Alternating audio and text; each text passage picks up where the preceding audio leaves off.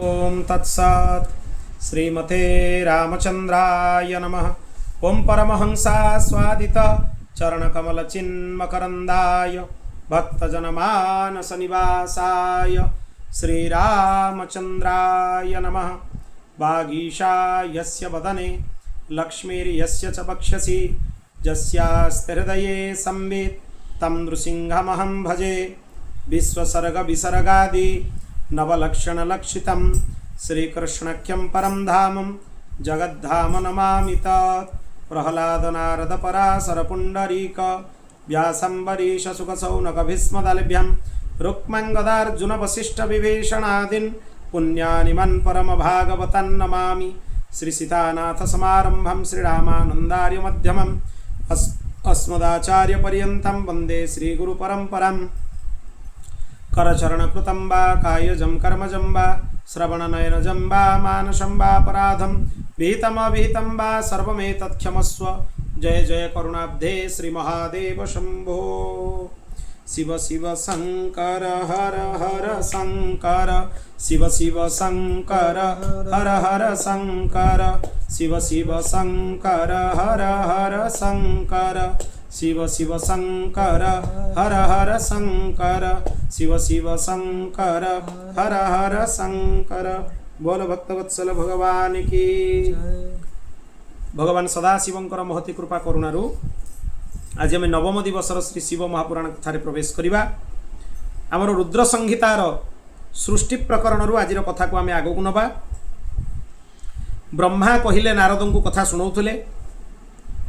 ब्रह्मा कहले जे शिवंकर निर्देशन रे मु सृष्टिर प्रक्रिया करिछि, तेणु भगवान विष्णु को नमस्कार करी मु जल रे गोटे अंजलि देली।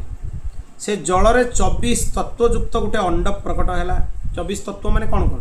पंच ज्ञानेन्द्रिय, पंच कर्मेन्द्रिय, पंच तन्मात्रा, पंच महाभूत, मन बुद्धि चित्त अहंकार, ये मिसिले 24। आपको 24 तत्व कह जाए। यारि द्वारा विराट पुरुषंकर प्रादुर्भाव है।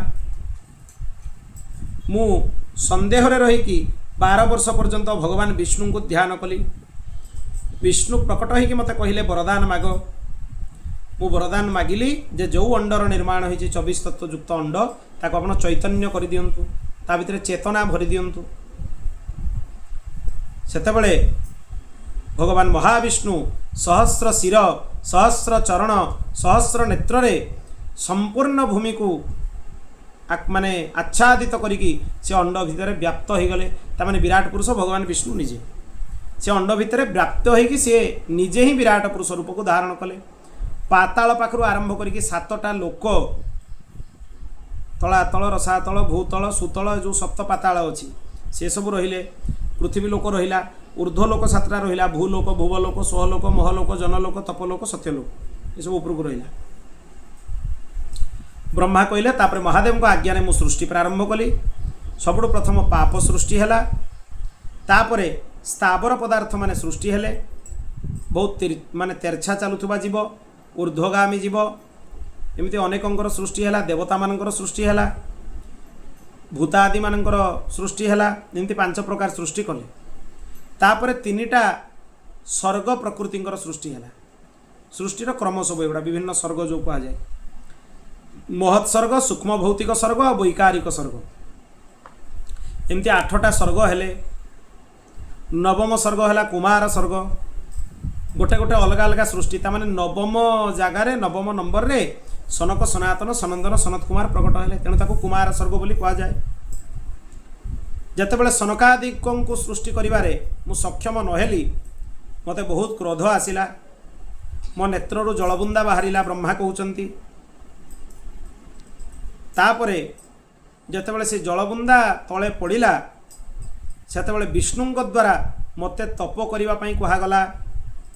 आ मु तपस्या कली। तपस्या रे अर्धनारीश्वर भगवान प्रकट हेले। भगवान शिव जगदम्बांग सहित मिसिकी मते दर्शन देले। तापर से माने आज्ञा देले जे तुमे प्रजार वृद्धि कर, तुमे माया भितर आबद्ध हबनी।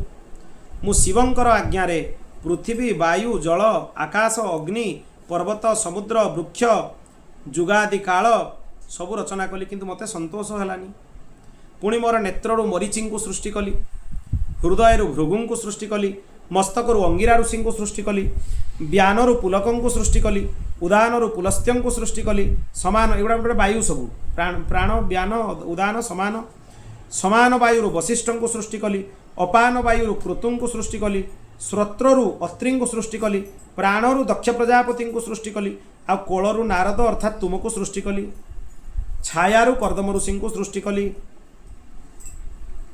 पुणी मु धर्मर समस्त साधन मानकर संकल्प कली, तापरे शरीररु असुर सुर एमानंको सृष्टि कली, तापरे मोर शरीर को दुई भाग करदेली, गोटे भाग हो गले मनु आ गोटे भाग हो गले शतरूपा। मनु हेले प्रथम पुरुष आ शतरूपा हेले प्रथम नारी। तांको द्वारा मैथुनी सृष्टि उत्पन्न हैला। मनु शतरूपांकर दुई जन पुत्र हेले उत्तानपाद आ प्रियव्रत। तीन जन कन्या हेले आकुति प्रसूति आ देवहूति।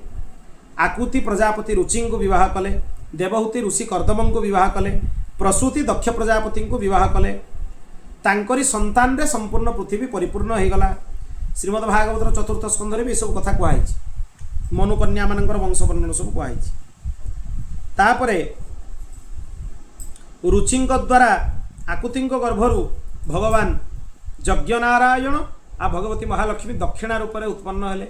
यज्ञकर दक्षिणा सहित विवाह है, से यज्ञ दक्षिणा प्रदान विधान अच्छी। दक्षिणा हेले महालक्ष्मी, यज्ञ हेले नारायण, दक्षिणा देले लक्ष्मी नारायण विवाह है बोली बुझीपाऊँ। तेणु एने उत्पन्न हेले।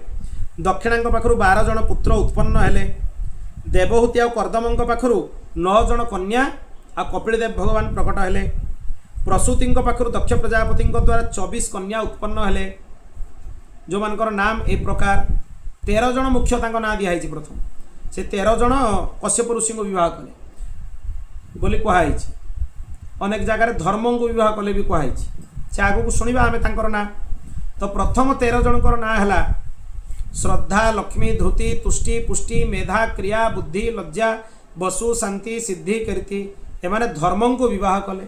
ये धर्मर सब गुण ए देवी माने। 11 जन कन्या ख्याति भृगु को विवाह कले, सत्पथा भवं को विवाह कले, संभूति मरुचि को विवाह कले, स्मृति अंगिरा को विवाह कले, प्रीति पुलस्त्य को विवाह कले, क्षमा पुलह को विवाह कले, सन्नति कृतं को विवाह कले, अनुसूया अत्रि को विवाह कले, ऊर्जा वशिष्ठ को विवाह कले, स्वाहा अग्नि को विवाह कले, आ स्वधा पितृगण को विवाह कले। ये 11 जन पृथक पृथक विवाह कले। तापर ब्रह्मा कहिले कल्पभेदरे दक्षंकर 60 कन्या भी होती। अन्य कल्परे जो 10 जन धर्म को देइचंती, 27 जन को चंद्रमा को देइचंती, जोड़ा आम शुणी पूर्व 27टा नक्षत्र। 13 जन कश्यप को देइचंती। महाभारत रे प्रसंग थिला, ए समान प्रसंग महाभारत भितर सब प्रसंग आसी जाए। प्राय 13 जन कश्यप को देइथिले। 4टा पक्षी रूप तार्क्ष्य को देइथिले। भृगु अंगिरा कृशाश्व एमान को 2-2टी कन्या देइथिले। एमान द्वारा संपूर्ण पृथ्वी परिपूर्ण हो जाइथिला। शंकरंकर भक्त मान निमित्त अनेक लीला भगवान शिव करती। यही प्रकार शिव त्रिविध कहा जाए।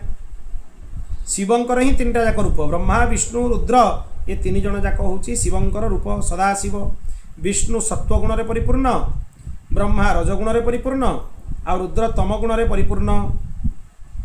ये हूँ कथा। तापरे भगवान शिवं को सती विवाह कले। से प्रसंग आगु को आसव। दक्ष प्रजापति कनिष्ठ कन्या से जो दक्ष प्रजापति कन्या शिवा बा सती, तांकर अनेक नाम है कालिका चंडिका भद्रा चामुंडा विजया जया जयंती मंगला भद्रकाली दुर्गा भगवती कामाख्या कामदा अंबा सर्प भयाज्ञ मृणाली ये सब नाम तांको प्राप्त है। शिव निर्गुण सगुण स्वतंत्र ये सब प्रकार गुण तांको भितर रही। से पूर्ण साक्षात परिपूर्ण। तांकर 5टा मुख आम शुणीलु पूर्वर। से कैलास रे निजर दिव्य धाम को स्थापित करिसंती। ब्रह्मांडर नाश हो गले भी कैलासर दिव्य कैलासर नाश हुए नहीं। तेणु ये सृष्टि प्रकरण को ब्रह्मा विस्तार रे सब कथा शुणेइले। तापर नारद कहिले भगवान शंकर कैलाश पर्वत को केबे गले, कुबेरଙ୍କ सहित तांकर मित्रता केमिति हैला। ब्रह्मा कहिले मु तुमको आगवर कथा सुनाऊँगी भल कि सुन। यथा जगाम कैलासम सखित्वम धनस्य च, शिव कैलाश को गले आउ से कुबेरଙ୍କ सहित तांकर मित्रता हैला। काम्पिल्य नगर रे सोमजाग करुथुबा कूलरे यज्ञ विशारद यज्ञदत्त नामक जड़े ब्राह्मण थिले। से ब्राह्मण हेले यज्ञ दत्त, तांको यज्ञ विद्या पूरा जଣା थिला। तांकर पुत्र थिले गुणनिधि। तांकर पुत्रंकर 8 वर्ष आयु रे यज्ञोपवीत संस्कार हो गला। से वेदाध्ययन करुतले, किंतु से पुत्र जे धूर्त पितांकर अजानतरे द्यूत खेलिबा को लागिले। द्यूत माने जुआ खेलिबा को लागिले। मातांक पाखरु धन नहीं कि लुचेई कि जुआरे लगे दउतले। विभिन्न जुआ खेलुवा लोकन संगे तांकर मित्रता हैला। संध्या स्नान वेदपाठ सबु त्याग करदेले। वेदपाठी ब्राह्मण मान को निंदा करने को लगिले। एमती भूल भाल काम तांको देखि होबा को लागिला। जेतले यज्ञदत्त निज पत्नी को पचारिले पुत्रर शिक्षा ठीक ठाक चली कि नहीं, तांको पत्नी कहि दियंती केतले पुत्र स्नान करबा पई जाईची, केतले देव मंदिर को जाईची। एमिति छुआर भूल माँ लुचेई लुचेई बापा आगे रखिले। एटा सर्वनाशर कारण। ए आचरण जो माँ मानकर जदि रुहे जे पिलार भूल लुचेई कि रहिबा ताले सेटा सर्वनाशर कारण हबो। तेणु जेतेबेले पुत्र मोह कारणरू पति को असत्य कथा तांकर पत्नी कहूतांती, पुत्र को बंचाइबा पई कहूतांती, किंतु धीरे धीरे धीरे धीरे तांकर दुष्कर्म चारिआडे प्रचार होबा को लागिला। तांकर एई जो पुत्रर एई सब असुविधा देखिकी बदमाशी देखिकी माँ तांको अनेक थर बुझाती जे तुमर पिता होचंती वेदपाठी ब्राह्मण, तांकर अनेक उत्तम नाम, भारी कुलीन वेदज्ञ, तुमे तांकर पुत्र होइके एभलिया काम करिबा उचित नुहे, त्याग करिबा उचित एभली काम को। सेरु टिके टिके एई सब को छाड़ी के तांकर विद्या अध्ययन मन धीरे धीरे लगिला। तापरे तांको समस्ते किंतु त्याग करुथुले समाज रे, काना तांकर गुण भल नथिला। समस्ते तांको निंदा करुथुले। तांकर ब्राह्मणत्व नष्ट हो जाइतिला। इंद्रिय विषय मानकर चिंतन कले मनुष्य रे अवस्था हुई। ध्यायत विषयान पुंस संगस्ते सुपजायते संगात संजायते काम कामात् क्रोधो अभिजायते क्रोधात् भवति सम्मोह सम्मोहात् स्मृति विभ्रम स्मृति ब्रह्मात् बुद्धिनाशो बुद्धिनाशात् प्रणश्यति। गीतारे भगवान पूरा क्रम बतई देइछन्ति केमति विनाश हुए। इंद्रिय विषय मानकर चिंतन कले मनुष्यर ता प्रति आसक्ति उत्पन्न हुए। आसक्ति होबारु काम उत्पन्न हुए। काम उत्पन्न होबारु क्रोध उत्पन्न हुए। क्रोध उत्पन्न होबारु मनुष्यर बुद्धि नष्ट हो जाए। आ बुद्धि नाश हेले मनुष्यर विनाश हो जाए। एटा हूँ क्रम। तेणु ये कौन कले गुणनिधि गोटे कुलीन ब्राह्मण कन्या सहित तांकर विवाह करदेले, पुत्रर विवाह करदेले। तथापि ये निंदित कर्म रे लागिकी रहउथुले। तांको समस्ते बुझाउथुले जे तुमे एमिति करनी, केते उत्तम कूलरे तुमर जन्म, वेदपाठी विप्र, ए कुत्सित कर्म तुमे करनी। किंतु गुणनिधि उपरे तार कौन प्रभाव पड़ू नथिला। ये सब काम से करतुला। निजे दिन जुआ खेलु खेलु घरर भी किछि अंश से जुआरे लगेदेला। दिने पिता गोटे जुआरीर हाथ में निजर मुदी देखिले। बापा जानीगले मोर मुदी से जुआ खेलुवा लोक हाथ केमिति गला। सी कहला मु आपण घर चोरी करिनी, आपण पुत्र को पैसा देकी नहीं ता पाखरु किणिकी नहीं। आपण घरर अनेक गहना पत्र आपण पुओ बिक्री कर साराणी। सुंदर सुंदर वस्त्र सबू भी जुआरे लगे साराणी। तेणु आपण घर भी कौ दिन देखिए जुआरी मान द्वारा भर्ती जुआ जो मैंने खेलती। सेठू तांको भारी कष्ट है। तांको मस्तक भी लज्जार तलू नहीं गला।